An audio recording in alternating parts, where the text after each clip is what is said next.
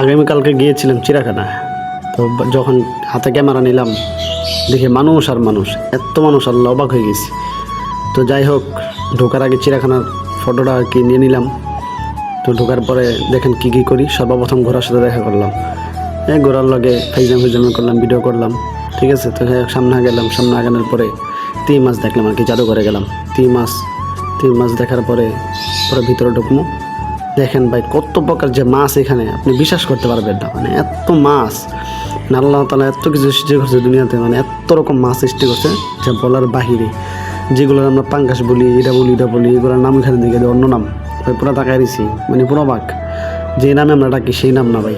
যাই হোক, দেখেন এত মাছের অভাব নাই। আপনি কত প্রকার মাছ দেখবেন। আল্লাহ তাআলা দুনিয়াতে কত প্রকার মাছ সৃষ্টি করছে, আপনি মানে হিসাব করে বইনা করে দিতে পারবেন না। নিজের চেহারা দিকে ক্যামেরা নিলাম, যে কালো হয়ে গেছে ভাই, মানে ঘামে। কালকে এত গরম ছিল, মানে ঘামে অবস্থা খারাপ। তো যাই হোক, আবার মাছ দেখতেছিলাম।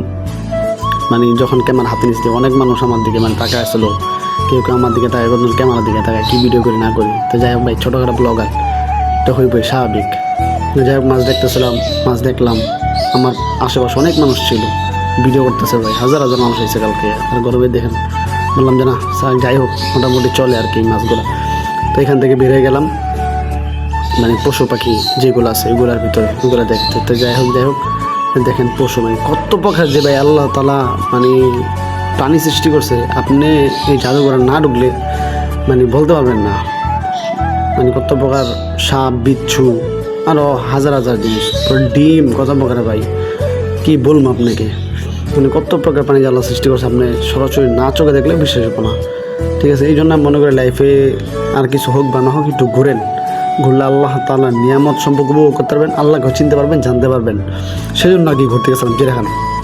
তো যাই হোক, ফ্যামিলি সবাই গেছিলাম, একসাথে ছিলাম, ভিডিও করতেছিলাম, আনন্দ করতেছিলাম, মজা করতেছিলাম।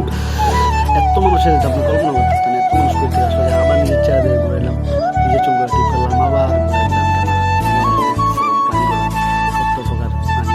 যাই হোক, ঘামাই গেছে, দেখছেন ভাই চেহারা অবস্থা কী হয়েছে, ঘামাইয়া মানে গরম ছিল। মানে আমার আমি একটু আর কতক্ষণ থাকলে মনে হয় স্টক করে শেষমেশ কচ্ছপ সুন্দর, ভালো লাগছে। আবার নিজের চোখে চেহারা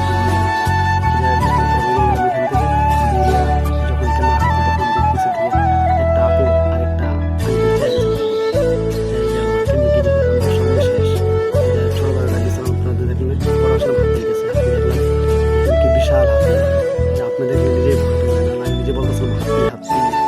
তো যাই হোক, হাতিটা অনেক ভালো, অনেক বিশাল, দেখতে ভালো। পরে গেছিলাম, দেখেন এটার নামটা আসলে ভুলে গেছি, জানা নেই।